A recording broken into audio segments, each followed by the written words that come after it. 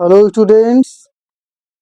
आप पढ़ रहे हैं कक्षा 10 के भौतिक विज्ञान का तीसरा पाठ, जिसका नाम है मानव नेत्र एवं रंग बिरंगा संसार, human I and colourful world.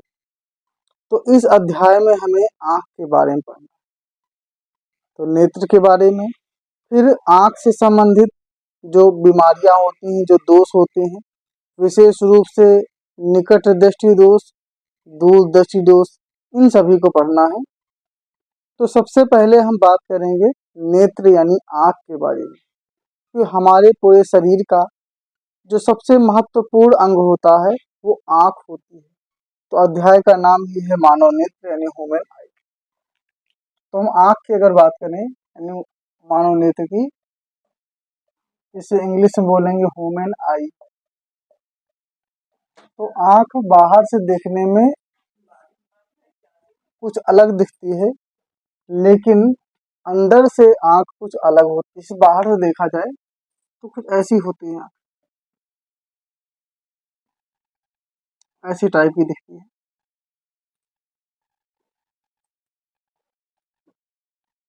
इस पे फिर बरौनियाँ होती है,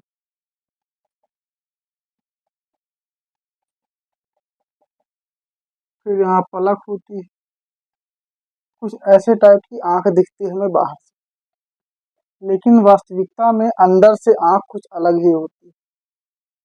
हमारी जो आँख है, इसके पीछे एक भाग होता है, इसे बोलते हैं नेत्र गोलक। ऐसे गोल गोल भाग होता है नेत्र गोलक। इस तरह से दोनों तरफ से नेत्र गोलक होते हैं। उन्हीं नेत्र गोलक के अंदर आँख रखी होती है। तो आँख की जो संरचना होती है गोल होती है इस तरह से। तो ये तो बाहरी आँख है, लेकिन जो वास्तविक आँख होती है वो गोल होती है। तो उसकी संरचना भी बताएंगे। तो पहले थोड़ा सा आँख के बारे में पढ़ लेते हैं। तो आँख क्या है? जैसे कि हमारे शरीर में 5 ज्ञानेंद्रियाँ होती हैं। आँख, नाक, कान, त्वचा, जीभ। उसी में से आँख एक ज्ञानेंद्रिय है। ये ज्ञानेंद्रिय है यानी ज्ञान की इंद्रिय, जो कि हमारी आँखों में, मतलब कि हमारी आंखों में होती है दृष्टि संवेदना, यानी हम देख पाते हैं। संवेदना होती है दृष्टि की, वो इस आँख के कारण ही होती है। क्योंकि हमारा जो यूनिट है वो प्रकाश, हम प्रकाश पढ़ रहे हैं। तो प्रकाश क्या होती है? प्रकाश एक ऐसी ऊर्जा होती है जो हमारी आँख में दृष्टि संवेदना उत्पन्न करती है। यानी प्रकाश के कारण ही हम वस्तुओं को देख पाते हैं। जब अंधेरा होता है तो वस्तुएं नहीं दिखती हैं। तो प्रकाश के कारण वस्तु देख पाते हैं। तो प्रकाश आंखों में जाता है, और अगर आंख ही नहीं होगी तो प्रकाश किसी काम की नहीं होगी। तो सबसे मेन बात होती है आंख। आंख में जब प्रकाश जाता है तो हमें वस्तुएं दिखती हैं, क्योंकि आंख में होता है प्रकाश का अपवर्तन। इससे पहले जो अध्याय पढ़े हैं वो प्रकाश का अपवर्तन पढ़े हैं, जहाँ पे लेंसों से प्रकाश का अपवर्तन होता है। तो यहाँ पर ये बात याद रखेंगे कि हमारी आंखों में यानी आंख के अंदर लेंस होता है। जब उस पर प्रकाश अपवर्तित होता है तो वास्तविक एवं उल्टा प्रतिबिंब बनता है, लेकिन हमें दिखता तो सीधा है। अब वो किस प्रकार से सीधा दिखता है उसके बारे में भी बात करेंगे। तो ये याद रखेंगे कि आंख एक ऐसा अंग है जिससे हम वस्तुओं को देख सकते हैं। तो पढ़ेंगे आंख की संरचना के बारे में। तो इसको मिटाकर अब आंख की संरचना बनाते हैं।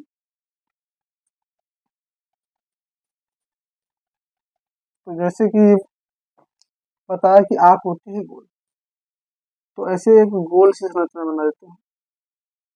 गोल से संरचना, तो यहाँ पर ये हल्की ऐसे उभरी होती है इस तरह। तो इस तरह की दिखेगी कि आंख होती, बिल्कुल गोल नहीं बनी पर बहुत ही गोल है। अब उसके बाद अब एक एक भाग की बात करें। तो जो बाहर का ये भाग दिख रहा है, ये इसको कहते हैं स्वच्छ मंडल। एक एक भाग को बताते जाएंगे, फिर नाम लिखते जाएंगे। स्वच्छ मंडल, और इंग्लिश में इसको कहते हैं कार्निया। तो इसका भी हिंदी नाम दे देते हैं, क्योंकि कभी कभी इन नामों से पूछ लिया जाता है। तो कार्निया बोलते हैं इंग्लिश में। स्वच्छ मंडल। अब स्वच्छ मंडल जो होता है ये एक पारदर्शी भाग होता है जिसके आर पार देखा जा सकता है। तो जब प्रकाश की किरण आती है तो इसी स्वच्छ मंडल से आती है, पारदर्शी होता है। इस स्वच्छ मंडल से प्रकाश किरण क्रॉस कर जाती है। अब उसके बाद आगे जब बढ़ते हैं तो यहाँ पे एक द्रव भरा होता है, प्लाज्मा के जैसा द्रव होता है। इस द्रव को कहते हैं जल द्रव। जल द्रव इंग्लिश में इसे कहते हैं एक्वस ह्यूमर। तो इसकी भी स्पेलिंग न लिख के हम ऐसे ही लिख दे रहे हैं, एक्वस ह्यूमर।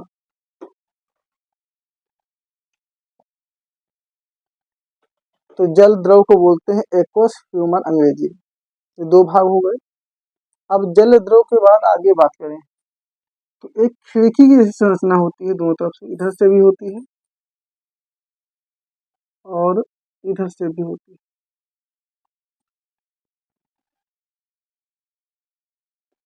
इस भाग को अंग्रेजी में कहते हैं परितारिका, और इसको हिंदी में कहते हैं, और अंग्रेजी में इसको कहते हैं आइरिस। ऊपर लिख दे रहे हैं आइरिस,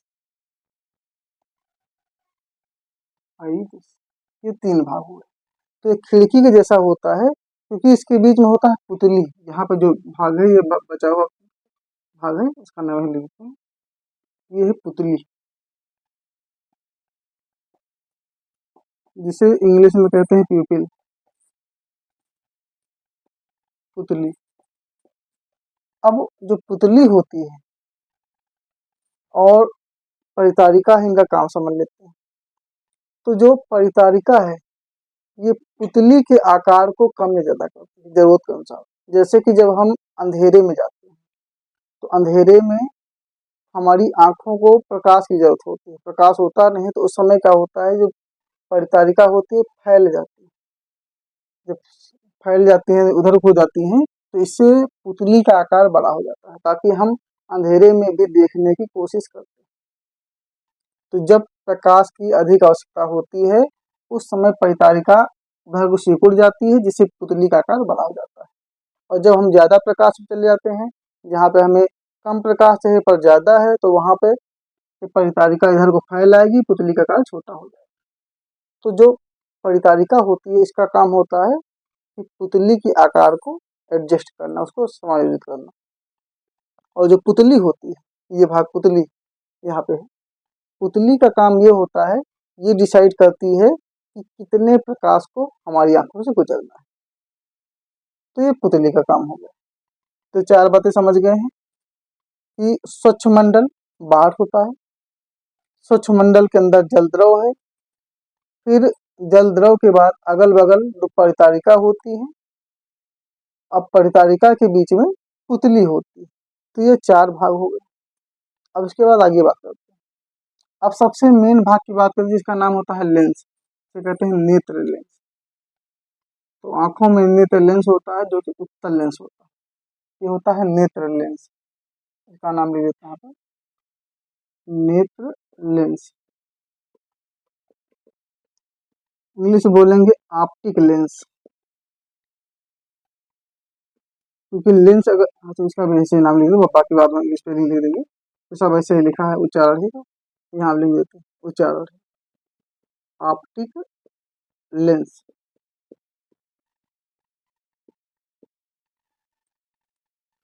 तो लेंस तो समझते हैं, इससे पहले पढ़ चुके हैं लेंस क्या होता है। तो जैसे यहाँ पे उत्तल लेंस दिख रहा है, तो जब प्रकाश की किरण आती है तो इसी लेंस से अपवर्तित होती है। तो लेंस ही डिसाइड करता है कि प्रतिबिंब बनना है, क्योंकि जब लेंस से अपवर्तित होगी तब आगे जाके प्रतिबिंब बनेगा। तो हो गया लेंस।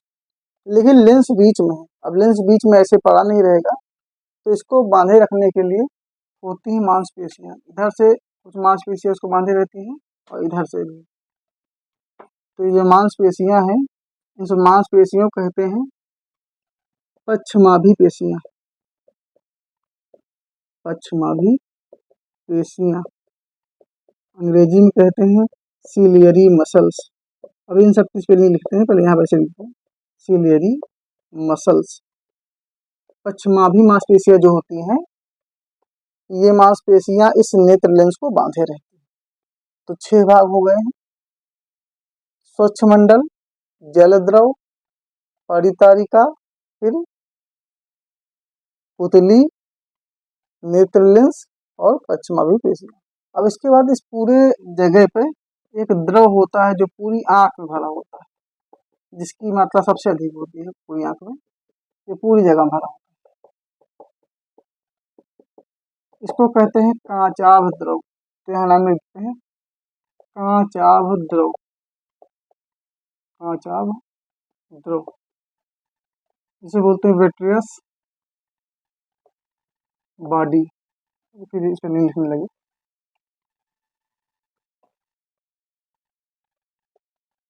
वेट्रियस बॉडी, ये इसका उच्चारण होगा। तो कांचाभ द्रव पूरे में भरा होता है। तो कांचाभ द्रव का मेन काम ये होता है, जब प्रकाश किरण जाती हैं तो इसी कांचाभ द्रव से होकर जाती है, यानी प्रकाश की किरणों को जाने में मदद करता है। अब ये तो सब सारी बातें हो गई, पर मेन बात ये है कि प्रतिबिंब बनता कहाँ। तो इसके पीछे एक पर्दा होता है, जैसे कि प्रतिबिंब बनने के लिए पर्दा चाहिए। तो थोड़ा मोटा कर देते हैं इस एरिया को। यहाँ पे पर्दे का जैसा होता है भाग,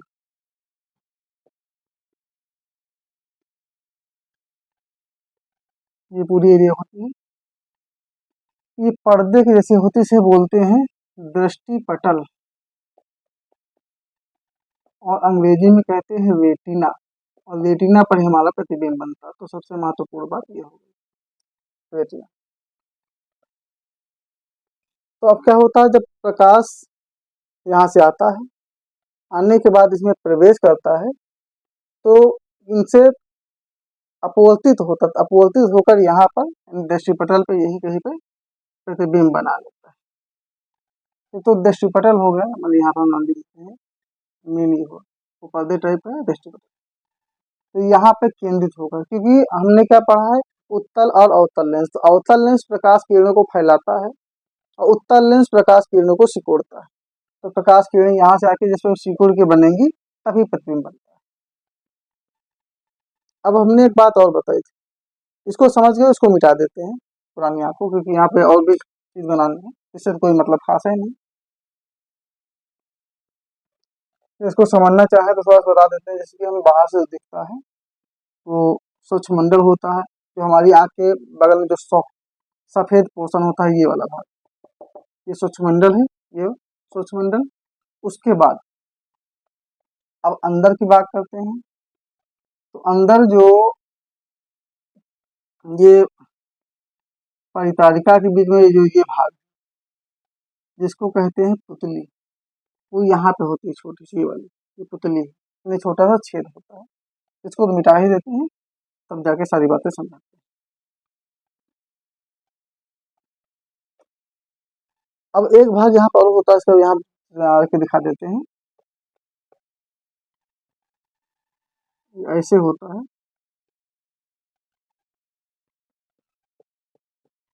यहाँ से कुछ तंत्रिकाएं निकलती है, इसको बोलते हैं दीर्घ तंत्रिकाएं, दीर्घ तंत्रिकाएं, अंग्रेजी में कहा जाएगा ऑप्टिक नर्व्स, ऑप्टिक नर्व्स। जो दीर्घ तंत्रिकाएं होती है, इनका काम होता है, जैसे सीधी बात हमने क्या बताया था कि जीव विज्ञान में पढ़ाया था, नियंत्रण एवं समन्वय 5वां पाठ, उसमें ये बताए थे कि शरीर में कोई भी कार्य वो मस्तिष्क से ही संबंधित होता है। जैसे कि प्रकाश की किरण लेंस से अपवर्तित होकर यहाँ गई, पर प्रतिबिंब तभी बनेगा जब हमारे दिमाग को पता चलेगा। अगर दिमाग चाह लेगा तो फिर गड़बड़ हो जाएगा। तो दिमाग को सूचना देने का भी काम होना चाहिए। तो पूरे शरीर में जो तंत्रिकाएं होती है, वो मस्तिष्क को सूचना प्रदान करती है। तो ये जो दीर्घ तंत्रिकाएं होती हैं, ये यहाँ से सूचना लेकर पहुंचती है तुरंत मस्तिष्क के पास, मस्तिष्क को सूचना मिलती है और तब हमें वस्तु दिखती है। कि हम पहले ही बताए थे, कुछ भी कार्य होता है तो मस्तिष्क को पता हुए बिना मुश्किल होता है। तो जैसे हम कुछ देखते हैं, हम क्योंकि हमारा दिमाग चाह रहा हम देखें, तो जैसे हमने देखा तो क्या हुआ, प्रकाश किरणें हमारी आँख में आने के बाद अपवर्तित हुई, उसकी सूचना तुरंत मस्तिष्क को मिली, और जब मस्तिष्क को जानकारी हुई तो प्रेरक तंत्रिकाओं को उसने भेजा, तब हमें वस्तुएं दिखी। तो जो दृक तंत्रिकाएं होती हैं वह मस्तिष्क को सूचना पहुंचाती है। ये तो आँख की संरचना है, इसका स्क्रीनशॉट ले लीजिए। अब इसके बारे में बता देते हैं। सबसे पहला भाग क्या है, स्वच्छमंडल, इसको नंबर 1 कर देते हैं, स्वच्छमंडल। उसके बाद जो अंदर भरा है जल द्रव दूसरे नंबर पे, फिर जो परितारिका दिख रही है तीसरे नंबर पे है, परितारिका, उसके बीच जो पुतली है ये चौथे नंबर पे। अब उसके बाद ये जो लेंस दिख रहा है नेत्र लेंस, ये है 5वें नंबर पर। इसके बगल में पश्चिमाभि पेशियां हैं 6वें नंबर पर। फिर बीच में जो कांचा द्रव भरा है ये 7 नंबर पर है, और ये जो रेटिना है ये 8वें नंबर पर मानते हैं, और ये दृक तंत्रिका है 9 नंबर। हाँ, इनके इंग्लिश नाम जो है यहाँ पर हम बता दे रहे हैं। जैसे पहला क्या है, स्वच्छमंडल कार्निया, तो कार्निया की स्पेलिंग हो जाएगी CORNIA। फिर दूसरी क्या है, एक्वस ह्यूमर, एक्वस ह्यूमर।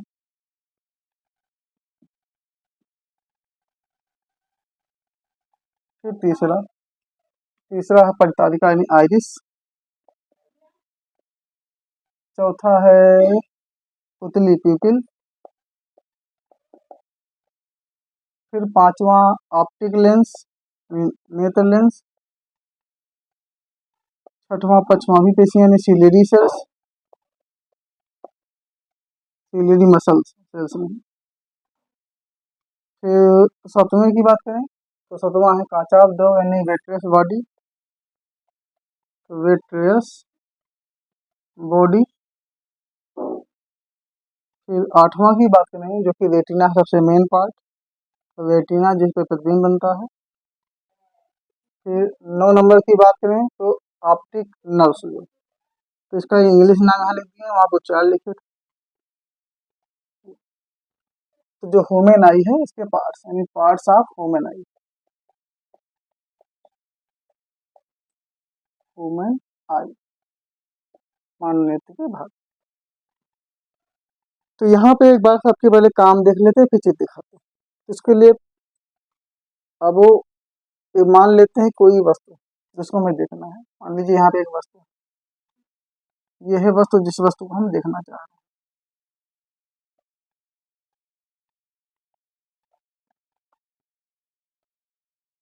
तो वस्तु से आएगी प्रकाश की किरण, तो प्रकाश की किरण गुजरते हैं, यहाँ से प्रकाश की समांतर किरण आएगी, तो समांतर किरण आएगी स्वच्छमंडल में।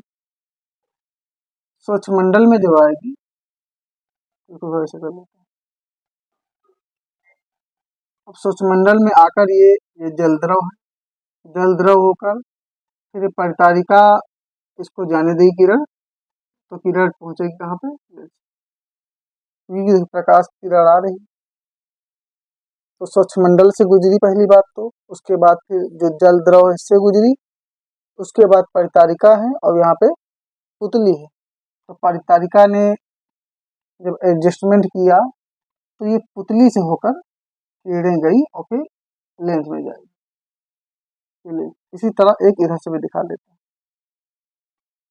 तो जगह कहाँ तो उसको पर लिखते हैं, यहाँ से किरण निकालते हैं, इसे टेढ़ी हो जा रही है समझ लीजिए, फिर प्रकाश की किरण आ रही है।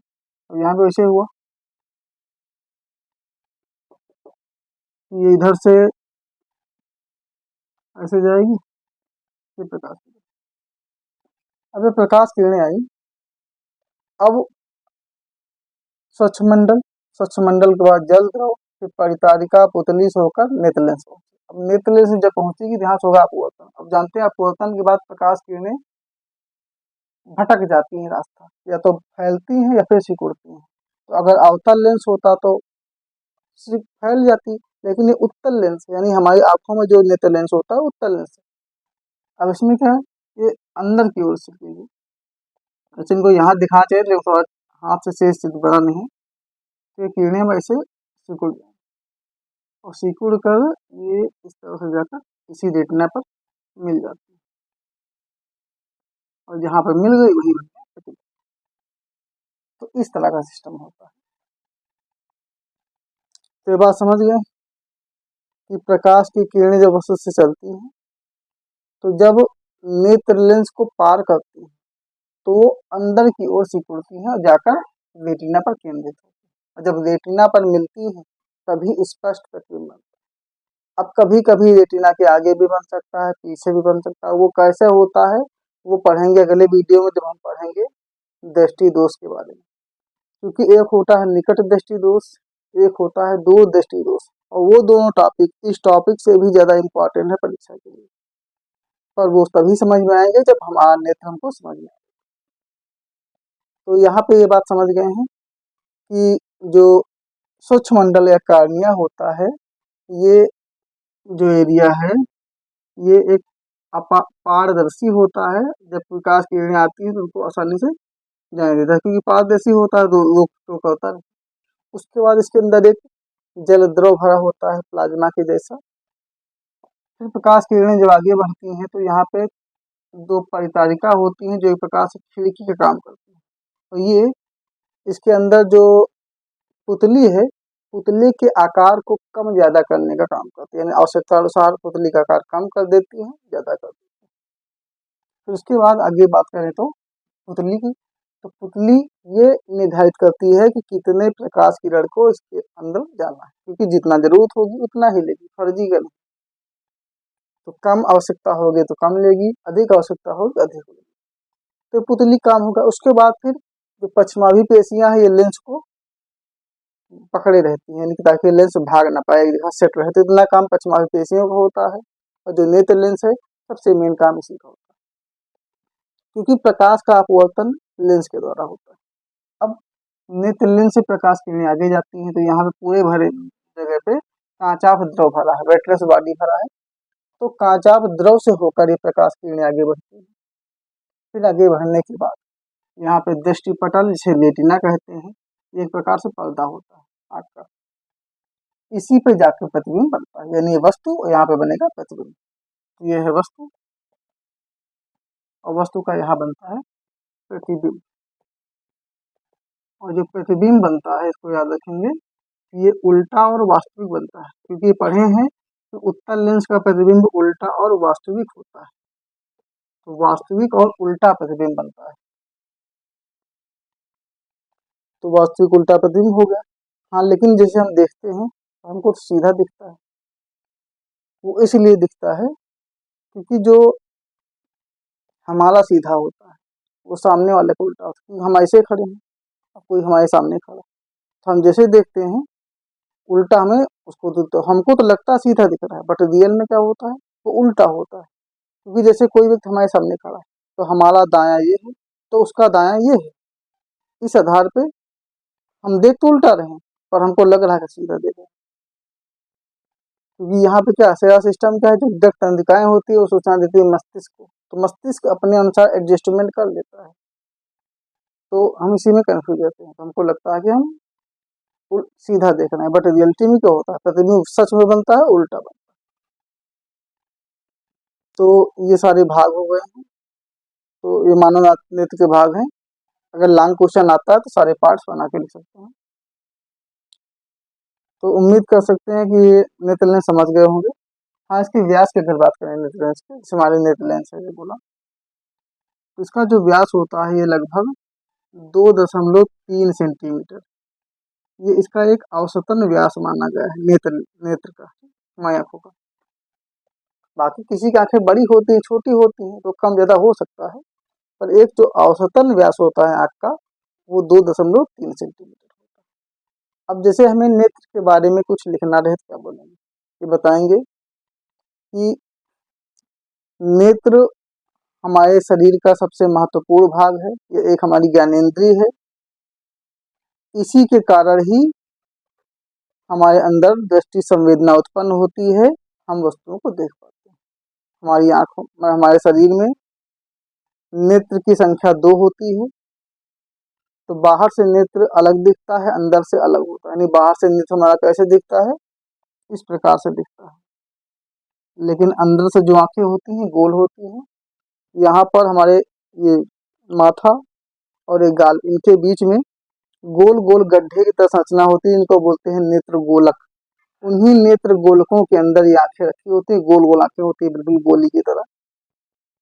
फिर हमारी नेत्र के कई मुख्य भाग होते हैं, जैसे कि स्वच्छ मंडल, जलद्रव, परितारिका, पुतली, पश्चिमाभिनेत्रेशियां, नेत्र लेंस, कांचाभ द्रव, दृष्टिपटल, दक्तंतिकाएं आदि सब हमारे नेत्र के भाग हैं।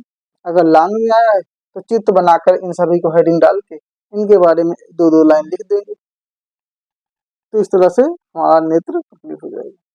फिर आगे बताते थे प्रतिबिंब कैसा बनता है, तो बताएंगे हम जब प्रकाश कोई भी वस्तु जिसको देखना चाहते हैं उससे प्रकाश की किरणें आती हैं और हमारे नेत्र लेंस से अपवर्तित होकर रेटिना पर जब मिलती हैं, केंद्रित होती हैं, तो उल्टा और वास्तविक प्रतिबिंब प्राप्त होता है। तो ये होता है मानव का नेत्र।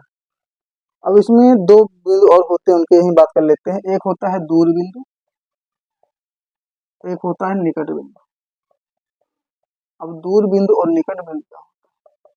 दूर बिंदु मतलब होता है कि जिसे हमारी आंखें कितने दूर तक देख सकती है, तो इसकी कोई लिमिट नहीं। अगर सामने कुछ भी ना हो, कुछ खाली है, सब कुछ खाली है, ऊपर हम देखते हैं तो हमें सूरज, तारा, चंद्रमा सब दिखता है, वो तो बहुत दूर है। मतलब कि अगर हमारी स्वच्छ आंखें हैं तो देखने की कोई लिमिट नहीं। तो हमारा जो दूर बिंदु होता है वो होता है अनंत। इस बात को याद रखें, दूर बिंदु अनंत है, यानी कि वह अधिकतम बिंदु जहां तक हमारी आंखें देख सकती हैं उसे दूर बिंदु कहते हैं। तो ये बात क्लियर हो गई कि जहां तक हमारी आंखें देख सके उस बिंदु को दूर बिंदु कहते हैं। इसका मान अनंत होता है। जब सवाल लगाएंगे तो इसको लिखा जाएगा। अब करते हैं निकट बिंदु। वह न्यूनतम बिंदु जहां तक हमारी आंखें स्पष्ट देख सकती हैं उसे निकट बिंदु कहते हैं। ये होता है 25 सेंटीमीटर, यानी 25 सेंटीमीटर, यानी पास की बात कर रहे हैं, पास में 25 सेंटीमीटर तक हम बिल्कुल स्पष्ट देख सकते हैं। अगर ऐसा नहीं है तो हमारी आंखों में होता है, जैसे कि हम अनंत तक नहीं देख पा रहे हैं या 25 सेंटीमीटर नहीं देख पा रहे हैं, तो फिर दोष होता है, उसके बारे में बाद में बात करेंगे। तो यहाँ पे ये याद रखेंगे कि जो दूर बिंदु होता है वो अनंत होता है, यानी हम अधिकतम अनंत तक देख सकते हैं और न्यूनतम 25 सेंटीमीटर तक स्पष्ट, देखने और भी कम देख सकते हैं, पर हम स्पष्ट की बात कर रहे हैं कि न्यूनतम 25 सेंटीमीटर तक बिल्कुल स्पष्ट देख सकते हैं। तो निकट बिंदु 25 सेंटीमीटर होता है और दूर बिंदु अनंत होता है। ये दो बातें क्लियर हो गई। अब एक बात और है, तो कहीं पे जगह है, यहाँ पे ऐसे हम लिख देते हैं सर, नेत्र की समंजन क्षमता। नेत्र की समंजन क्षमता, हमारी आंखों में एक क्षमता होती है, उस क्षमता कहते हैं समंजन क्षमता। वो क्षमता है क्या? वो क्षमता ये होती है कि हमारी आंखें आवश्यकता के अनुसार फोकस दूरी को कम या ज्यादा कर सकती हैं। जैसे कि मान लीजिए कभी प्रतिबिंब क्या है, यहाँ से आया प्रतिबिंब यहाँ बना चाहिए, कभी हो सकता है कि प्रतिबिंब यही बन जा रहा हो, कभी प्रतिबिंब क्रॉस करके आगे बन जाए।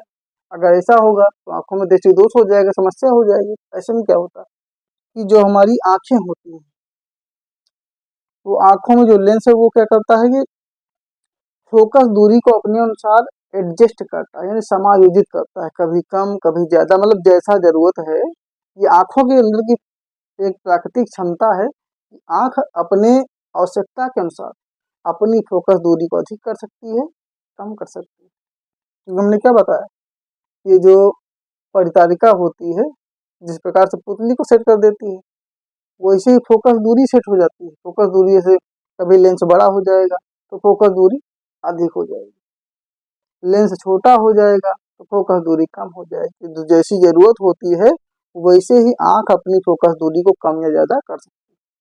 तो परिभाषा क्या बोलेंगे कि नेत्र की वह क्षमता जिसके कारण वह आवश्यकता अनुसार अपनी फोकस दूरी को कम या अधिक कर सकती है, अर्थात समायोजित कर सकती है, इसी क्षमता को नेत्र की क्षमता कहते हैं। तो नेत्र की ऐसी क्षमता होती है की फोकस दूरी को वो समायोजित कर सकती है। तो फोकस दूरी का समायोजन करने की क्षमता ही नेत्र की समंजन क्षमता कहलाती है। उम्मीद है क्लियर हो गया होगा बात कि समंजन क्षमता क्या है, कि नेत्र की अपनी फोकस दूरी को आवश्यकता अनुसार समायोजित करने की क्षमता नेत्र की समंजन क्षमता कहलाती है। तो इस वीडियो में हमने मानव नेत्र पढ़ लिया क्या होता है, मानव नेत्र की संरचना, उसका चित्र, फिर नेत्र की समंजन क्षमता, निकट बिंदु, दूर बिंदु, इन सब बातों को हमने पढ़ लिया है। तो से बातें क्लियर हो गई। बाकी नेत्र का काम तो जानते ही हैं, देखना। तो नेत्र को एक प्रकार से हमें पोषण देकर सही से रखना पड़ता है, क्योंकि शरीर का सबसे महत्वपूर्ण भाग नेत्र है, आंखें। अगर आंखें खराब हो गई तो फिर शरीर किसी काम का नहीं होता है। तो इनको आवश्यकता अनुसार पोषण देना पड़ता है, जैसे भी जरूरत हो। तो अब इस वीडियो को यहीं पे समाप्त करते हैं, जो कि हो गया है नेत्र लेंस के बारे में, सॉरी नेत्र के बारे में। अब इसके बाद जो अगला वीडियो पढ़ें उसमें हम दृष्टि दोष पढ़ें, यानी निकट दृष्टि दोष, दूर दृष्टि दोष, फिर और भी टॉपिक हैं, जैसे कि वर्ण विक्षेपण क्षमता होती है, प्रकाश का विकिरण होता है, ये सब बातें पढ़े जाएंगे। तो इस वीडियो को यहीं पे समाप्त करते हैं। अब अगला वीडियो बाद में होगा।